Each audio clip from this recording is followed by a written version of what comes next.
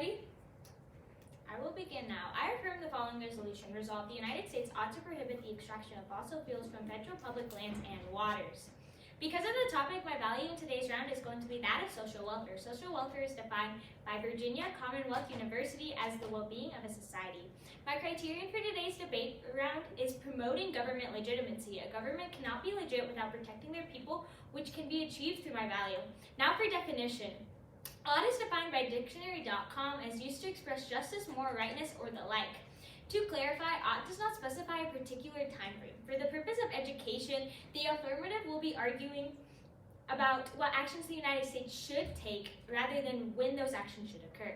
Contention 1 is limited resources.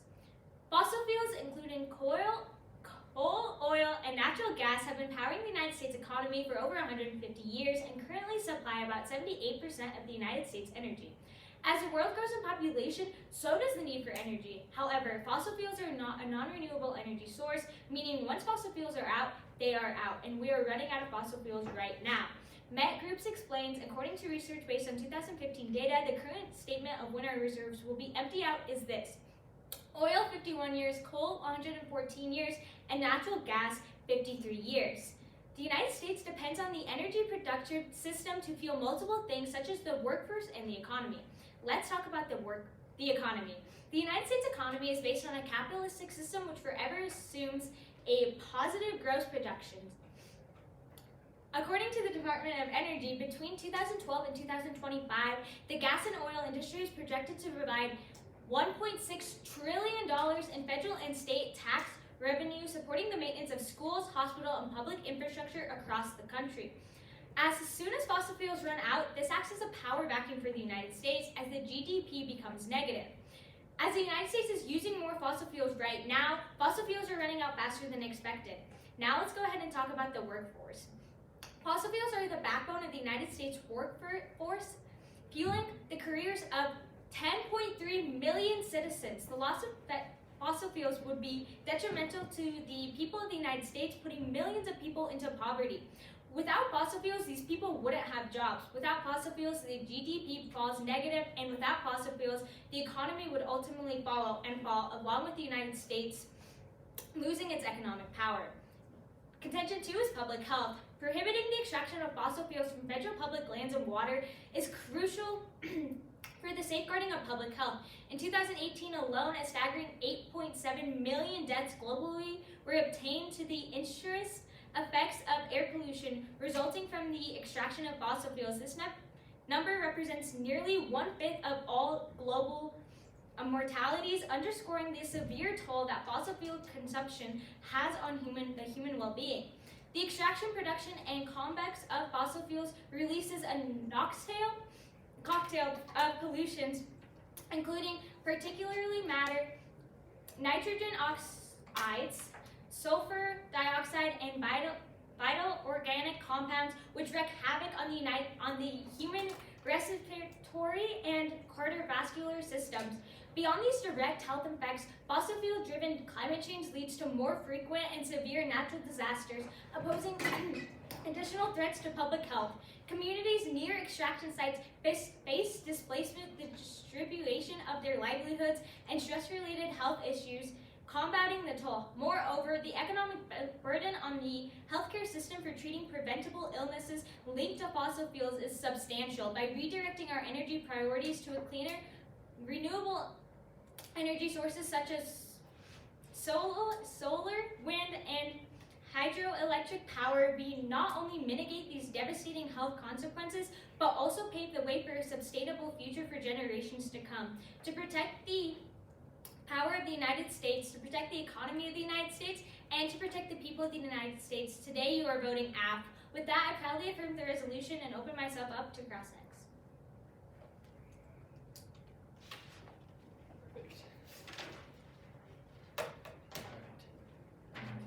Is my opponent ready for cross-examination?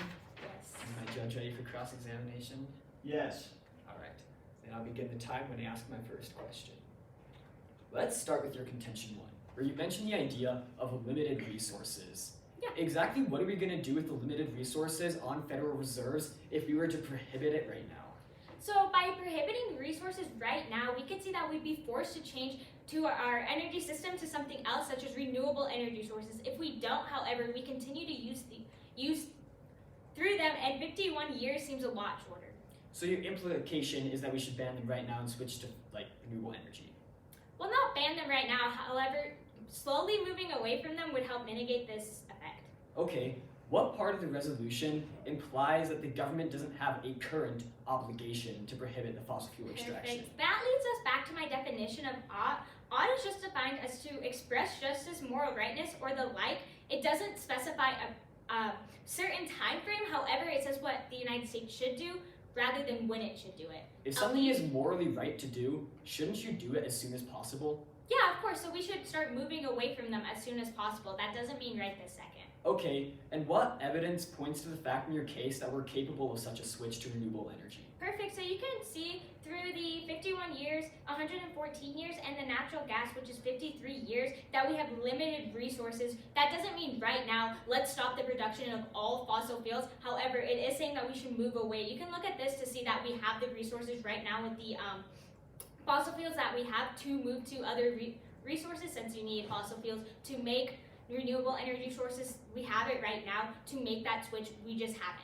Okay, and what does the government's enforcement look like on a slow prohibition of fossil fuel extraction on federal lands? So, like I said earlier, we're just talking about what the United States ought to do. I'm not enacting a plan. I'm just saying because of this, the United States ought to move away from fossil But fuels. you said that we should switch to green energy and that the government should slowly prohibit it over time.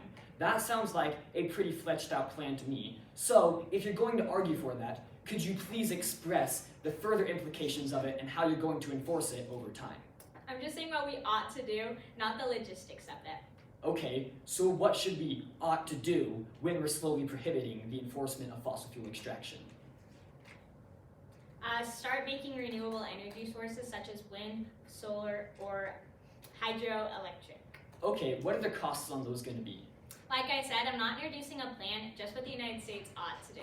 Okay, but if we're not aware of the costs, couldn't there be economic consequences that would be morally wrong to propose upon the United States? Perfect. But when we're looking at that, we can see that the fossil fuel industry right now produces $10.6 trillion, 10.3 million jobs to American citizens, and $1.6 trillion to the government. So we obviously have the resources. That's why we need to pull away. All right, that's all I have for cross-examination. Thank you, Jaden. Yep. Are you taking prep time? Yes, and I'm going to start my running prep time right now.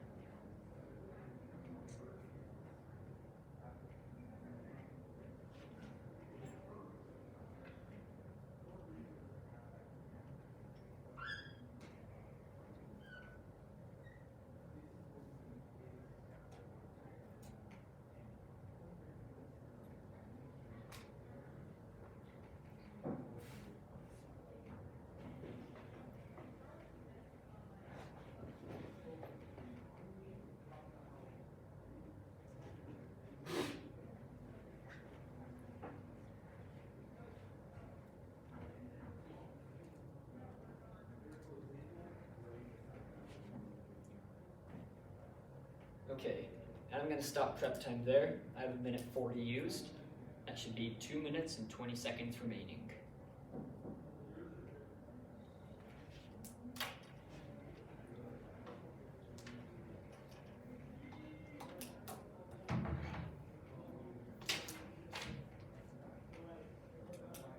As a brief off-time roadmap, I'm going to be reading my own constructive and then attacking my opponent's case. Okay? Is my opponent ready? And is my judge ready? Alright, perfect. Now we begin on my first word. I negate resolved. The United States ought to prohibit the extraction of fossil fuels from federal public lands and waters. I value societal progress, defined as the development of society towards a better state. To best uphold this, my criterion is negative utilitarianism. Negative utilitarianism asserts a lexical priori on societal progress consisting of two parts. First, to mitigate the current negative impacts of the status quo, and then secondly, to make positive progression and innovation towards a better state. Societal progress cannot occur if we try to innovate society while disregarding the negative impacts that currently plague our society. Contention 1. The privatization of fossil fuel extraction endangers societal welfare. Currently, private corporations have the incentive to drill on public waters and out in the ocean. Oil hotspots like the Arctic and the Gulf of Mexico have long provided these corporations with a surplus that has kept our energy support stable. After all, the U.S. Energy Information Administration explains that 15% of our nation's crude oil derives from the Gulf of Mexico, and the Arctic provides for 10% of the world's oil and 25% of its natural gas. As a result, oil and gas companies already hold Gulf of Mexico leases covering more than 12 million acres.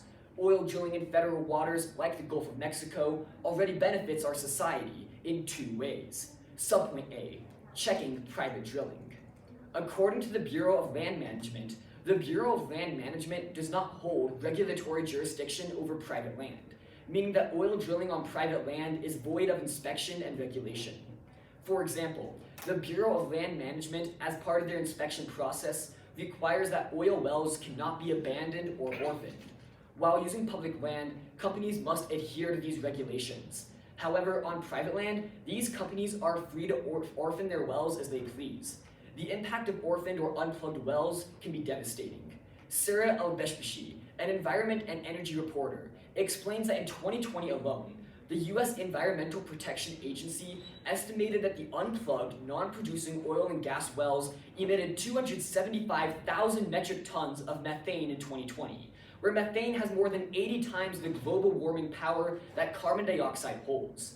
The Bureau of Land Management and the Bureau of Ocean Management play a critical role in ensuring that fossil fuel extraction is safe, so that consequences like these don't happen.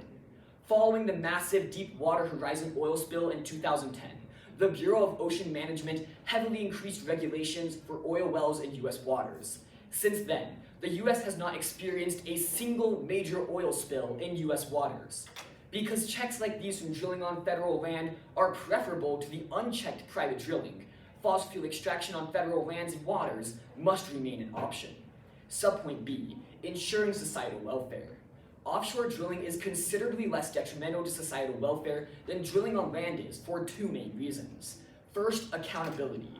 According to NSI Pipe Protection, deep water rigs tend to be staffed with longer serving personnel and remain in a single location for greater lengths of time than their land-based rivals. Second is safety. Drilling on land is the source of a much greater threat that endangers public health.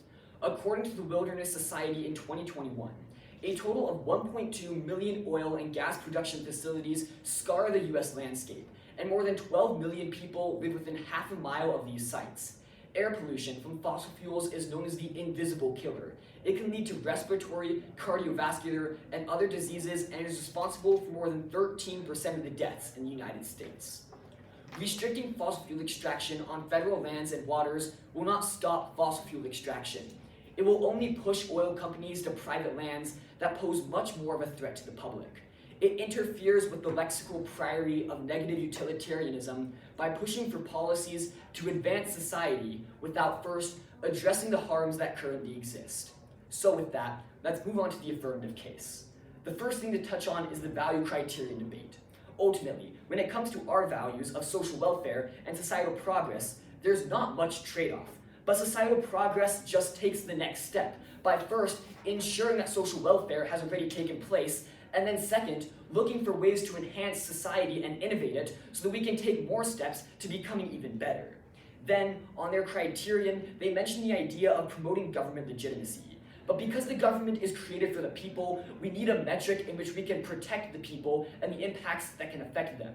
That's why negative utilitarianism is better used in this debate, because negative utilitarianism tells us that we first mitigate the harms of society that are already affecting the people, and then we innovate to situations where we can improve society. Thus, the value criterion debate goes to the negative. Then, on their observation, they mention that there's no time frame in the resolution, that they can prohibit fossil fuels whenever. However, this is not the case. Morality does not have a time frame because morality is generally and always the same. If an action is moral, it means that you should do it, and the government should, in its current existing state, not prohibit these fossil fuels, but the AF has to advocate that they should in their current existing state. On to their case. First, on their contention 1 of limited resources, they bring up a bunch of negative evidence here. They tell you that we're currently seeing $1.6 trillion from fossil fuel, millions of jobs, but there's no guarantee of any of that on the affirmative. They tell you that they don't have to provide you with those statistics because they're not advocating for a plan. But then they bring up the negative statistics anyways. But when there's no affirmative guarantee, we would prefer the world where we know that we can earn $1.6 trillion from fossil fuel, and the world we know where we can guarantee millions of jobs. But the second thing is, remember, their observation is disregarded. If they wanted to advocate for green energy, it would have to be an immediate switch. But they have no evidence pointing to the fact that an immediate switch is within the capability of the United States of America. Even if we accounted for the trillions of dollars, that wouldn't account for car loans that are being taken out to switch to electric vehicles, or the other economic disadvantages that we would see in those situations. Then, on their contention 2 of public health, you can turn this argument. It goes negative. The Bureau of Ocean Management and the Bureau of Land Management are securing safe fossil fuel extraction. But when you push them onto private land, pollution only gets worse. Remember, 275,000 tons of methane from the private orphaned wells is much better for the negative world, not for the affirmative. And thus, you vote negative. Alright, are you ready for class? Yeah. You guys ready? Perfect. With that, I will begin on my first word. How much of the energy is coming from private lands? So currently we have 90% of fossil fuel, like oil wells, on private land, but the majority of the production that's currently happening is happening on those like 12 million acres that currently exist in the Gulf of Mexico. There's more production coming from the federal land. Perfect. So what is the percentage of energy that the United States is using coming from private lands? I don't have the exact trade-off between private and public lands. Perfect. Let's move on. Let's talk about your first contention. Oh, can you just sum that up for me really quickly? Sure. My first contention regards the privatization of fossil fuel extraction and how it's endangering societal welfare. I have 2 subpoints. The first is checking private drilling. It tells you that if we push private companies onto their private land for fossil fuel extraction, the Bureau of Land Management and the Bureau of Ocean Management can't manage them, meaning that these private companies can do much more dangerous stuff with their fossil fuel drilling. And then the subpoint B is ensuring societal welfare, saying that it's much safer to drill out in the water, where federal waters are, than on the private lands on land. Perfect. And then can you tell me your subpoint B on your contention 2? I don't have a contention 2. Okay, perfect. All right. And then can you just clarify what you were saying on my contention 1? Like the responses that I gave? Yeah. Sure. I gave 2 responses. The first is that right now, you gave the evidence that the negative world has the guarantee of $1.6 trillion in fossil fuel and millions of jobs. However, you got up in cross-examination and said you didn't have to provide any of those statistics because you weren't providing a plan. But if you're not going to provide those statistics, why would we trade that world for an affirmative world where we don't have a guarantee of this $1.6 trillion and where we don't have a guarantee of this job, like creation? Okay, perfect. All right, let's go ahead and move back on to your contention 1 subpoint B. Can you just go into a little more detail about the societal welfare that is actually being done today?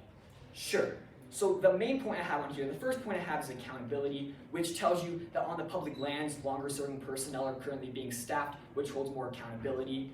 The second argument that I bring, and that's probably the larger argument if you're looking for impacts, is the argument of safety, where I mentioned that 1.2 million oil production facilities are in US landscape and that 12 million people live half a mile away from those. But right now we give private companies the incentive to drill in the Gulf of Mexico where they're farther away from those communities. But if you take that away from them, you push them back to those areas that are half a mile away from these communities where these people are much more subject to pollution. All right, perfect, thank you. All right, then I will be using about 2 minutes of my prep time and I'll begin that now.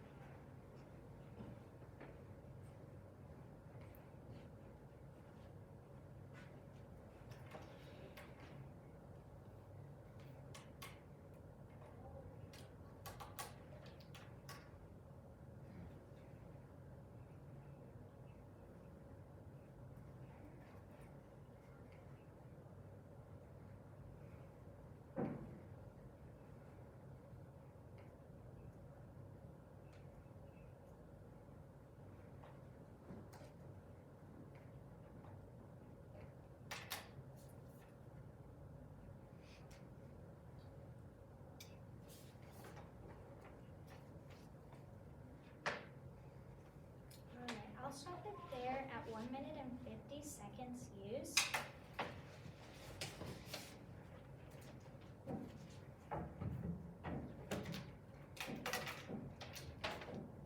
Just as an off-time roadmap, I will be starting on the negative side of the flow. It should go value criterion contention, and then I'll move over to the aft side of the flow. It should again go value criterion contention. And with that, is everybody ready? You ready? Perfect. I will begin on my first. Starting with my opponent's valuing criterion, right here I have two responses. First, the app completes this. The app is the only world where we're actually progressing as a society, as we can see through the use of renewable energy resources. The United States has been using non-renewable energy resources for the majority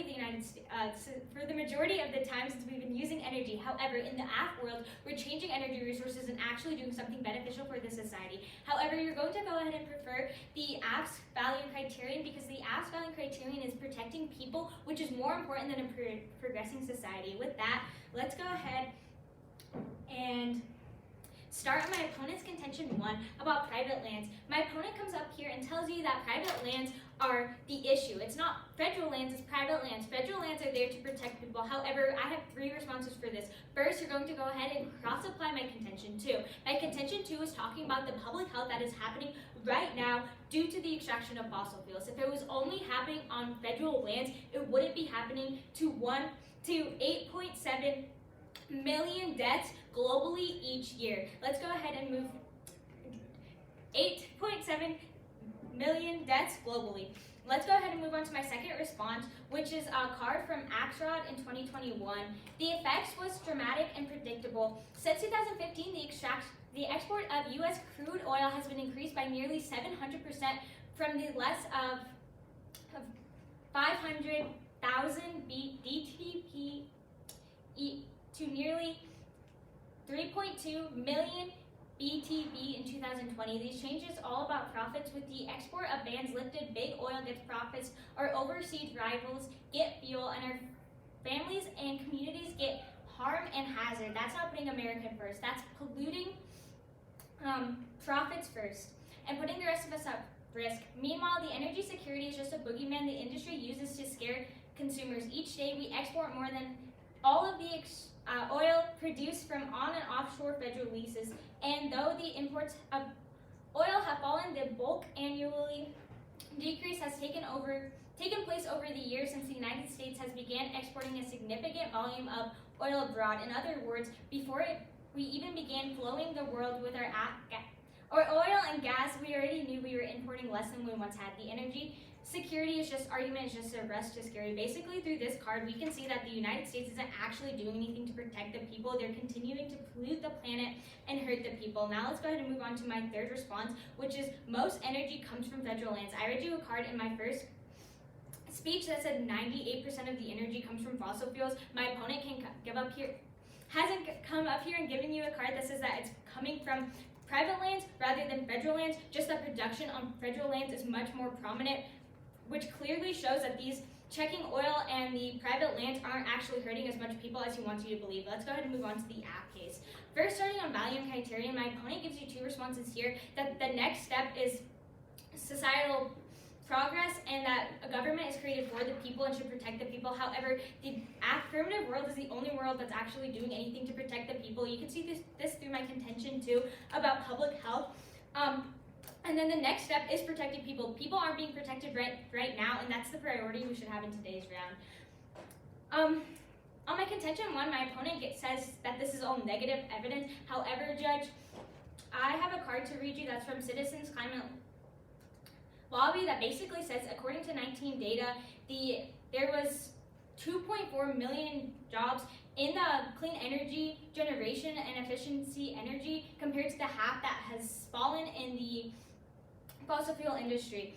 We can see that through this card that people are actually getting jobs, and it's actually helping people, unlike the negative world that's beginning to fall. Let's go ahead and move on to my contention 2. My opponent says that on federal lands it's safe. However, we can see again, if 1 in 8.7 million people are dying each year globally because of the extraction of fossil fuels, it's obviously not being done safely. And because of that, I can see nothing but an affirmative ballot. Thank you.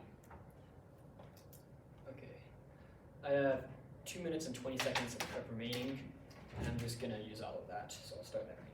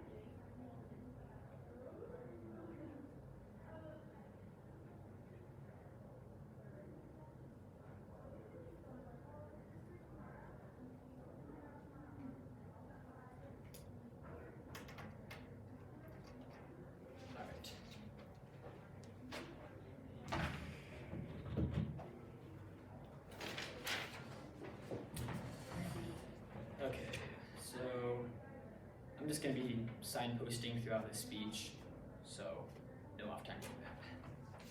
Okay, and is my opponent ready? And is my judge ready? Perfect. I'll begin on my first word. Right now, private companies have the incentive to drill out on federal waters. That incentive is crucial to be kept in the United States of America, and because that's of one important thing. The BLM and BOM currently regulate all those private companies when they are out on federal land. And over the past few years, it's been proven to be much safer. That's going to be a recurring theme throughout today's debate. So remember that, Judge. But today, as we go down the final flow in today's debate, the very first thing that I want you to notice is that on the affirmative side, they never responded to the attacks that I made on their observation. They never mentioned anything about their time frame in their last speech. They never mentioned anything about the current existing government having the obligation to solve the issues of fossil fuels. That means that you're flowing through my attacks. Don't let my opponent bring this up in their next speech because they already chose to drop it. That means that because they chose to drop this observation, the affirmative has the obligation to prove that that the government has the capability to take an immediate clean energy switch because the government has the current obligation to prohibit the fossil fuel extraction on federal public lands and waters. Let's go into the value criterion debate. Ultimately, I'm not going to go look at these points one by one. We can generally group this value criterion debate because in my opponent's last speech, they told you that they want to make it about one thing, the people. If you want to make it about the people, vote on my value of societal progress. That first ensures the societal welfare of the people, but then it takes a step further and tells you to innovate and become better as a society. But secondly, if you want to vote on the people, look to my criterion. Protecting government legitimacy tells you that the government is for the people, but it doesn't give you a metric on what's actually happening to the people through these impacts. If you want to vote on impacts and how they're affecting the people, vote on negative utilitarianism, because negative utilitarianism specifically tells you mitigate the impacts that are currently happening to the people in the society and then innovate. That's why you vote on my value criterion, because it tells you exactly what's going to happen to the people. On the affirmative side of the flow, we're going to first start with their contention 1 of limited resources. They give you one response, bringing up that card that tells you that 2.4 million jobs were made in clean energy. First off, remember, they're advocating for the immediate switch. They still can't create more than the $1.6 trillion that are being generated by fossil fuels right now. There's no guarantee, but they have to prove that there is. But second, on their contention of public health, they extend a card that tells you that globally it's not safe. This resolution isn't about global emissions. It's about the United States. And remember, we've already covered the trade-off of this whole debate. Federal lands have been much safer in the past years for pollution. Private lands is where this pollution is all coming from. If you shut down the incentive for private companies to be drilling on federal land, the only option they have left is private land. Therefore, the term flows through, and we'll be covering that even more later. On the negative side of the flow, they give you 3 responses to my contention 1. The first thing that they tell you to do is to cross-apply their contention 2.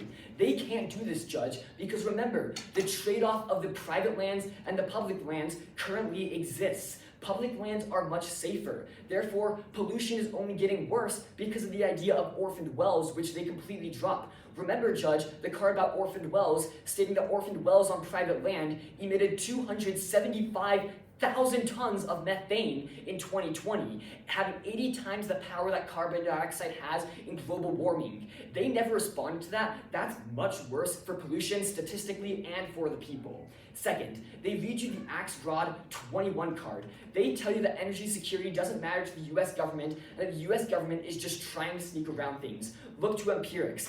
They dropped the Deepwater Horizon oil spill argument. The BOM increased their regulations after the Deepwater Horizon oil spill. Since 2010, when the Deepwater Horizon oil spill happened, we haven't had a single major oil spill on federal US waters. They dropped that empirical example. That proves that we're innovating, and it proves that we're becoming better. The third response that they give you is that I never tell you that it's on private lands. I do. Look to the orphaned wells arguments. The 275,000 tons of methane came from the orphaned wells on private lands, whereas on public lands, the BLM was able to regulate these orphaned wells and tell private companies that they couldn't have them. But furthermore, on my subpoint B of ensuring societal welfare, you can just completely extend both the arguments on here because they go completely dropped. The first is accountability. Remember on federal lands that they're putting more longer serving personnel out there, which holds more accountability on the oil wells. But second, remember the Wilderness Society 2021 card that tells you that 12 million people live half a mile away from an oil drilling site. And ultimately, Judge, what you really need to remember, and the most important idea of this debate, is that currently these companies seek out these public lands because the government leases it to them. That the BLM and the BOM make it much safer on public lands. That's going to lead us to our first voter for today's debate, the private-public trade-off. I have given you empirics and proof that public lands are improving. Not one major oil spill since 2010. The orphaned wells argument should be enough to tell you that we don't want it on private land and we want the incentive to keep going on public land. The second voter is the terms. Remember that all their arguments about the pollution just get worse when private companies are drilling unregulated by the BLM. You're voting negative in this debate for those two reasons. Okay, I'm going to take 2 minutes of prep time and I'm going to begin that now.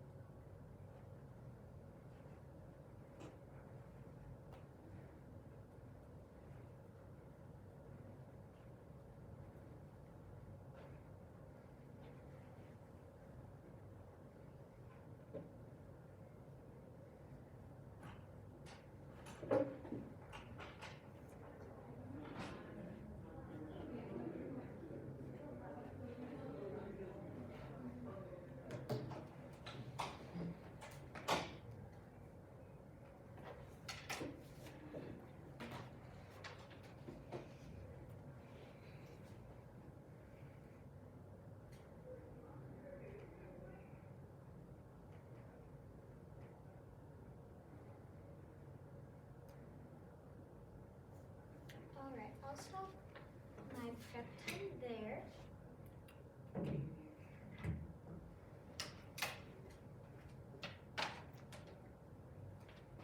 And then just as an off-time roadmap, I'll just be scoping voters. It should go value criterion and then my voters. Jaden, are you ready? You guys ready? Perfect. Then I will begin on my first voter.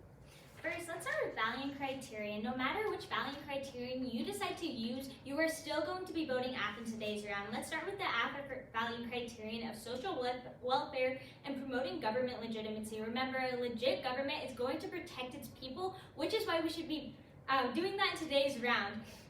And social welfare is just about protecting the people, which can only be achieved through the AF world, where we're actually saving people from pollution, where we're actually saving people from the indirect and direct effects of fossil fuels. Now let's go ahead and move on to the next value criterion of social progress and negative utilitarianism. On this, you're going to be voting for the AF because the AF is the only one that actually progresses the society by moving to renewable energy resources, and the only one that's actually protecting the negative harms that the negative brings up. Now with that, let's go ahead and move on to my voters. In today's round, I'm going to have 3 voters. First is going to be my contention 1 of public health. My opponent says that you can't buy my 1.7 million debt because it's globally. However, if you don't buy into these, then you're going to be buying into my indirect and direct health impacts. I'm so sorry. that I talked about in my first speech, which is the effects of the healthcare system when we have people going on the economic effects on the healthcare system, when we have people going to the doctors because of these effects of fossil fuels, when we have these more frequent and severe natural disasters because of the fossil fuels leading to more climate change. And in today's round, that is going to be a major voting issues. Even if you don't buy the 8.7 million deaths globally, you're going to be buying into the indirect health effects that fossil fuels bring. Now let's go ahead and move on to my second voter in today's round, which is my contention 1 of limited resources. Again and again, the negative says the affirmative has to be able to solve for the jobs, to solve for the money. However, Judge, it is so important to remember that in my last speech, I did read you a card that talked about the 2.4 million jobs that are in the clean energy currently, and that's only when clean energy is supplying less than 21% of the energy that we're using today. When we fully move to clean energy, we can see an increase in the job efficiency and the job market after we fully move. Of course, right now when it's only 21%, we're not going to see this major number. However, when we do move, we can see that major number. The negative fails to answer what's going to happen when we do run out of these fossil fuels. They just keep saying that it's okay to keep using them, that it's safer on public federal lands. Well, what happens when we run out? Remember, it's only 51 years until we run out of coal, until we run out of oil. And now for my last voter, it's going to be my opponent's contention 1 of private versus public lands. Remember in my last speech, I read you the Oxford 2021 card that basically said that the crude oil has increased by 700%. This goes completely untouched by my opponent and is a big deal in today's round because we can see on federal lands, we're still producing a mass number. And when we stop producing that mass number, it's ultimately going to help the people of the United States, which is what my opponent said today's round is going to be. Because of all of these reasons, you're going to be voting ACT. Thank you. Yay! Good debate. Jaden, I've got a question for you. Yeah?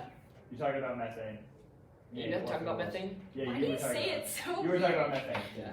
So here's what I do, Brooklyn, in that situation. Is I get up and go, hey, cows produce 40% of all methane. Are you gonna argue to get rid of cows? Okay, Yes, okay. go vegan. Because I was looking at dude, cows are only 3 to 6%. So I just be like, dude, all right, then I advocate for cows then. Yeah. Oh, the video is still going. Yeah, it is.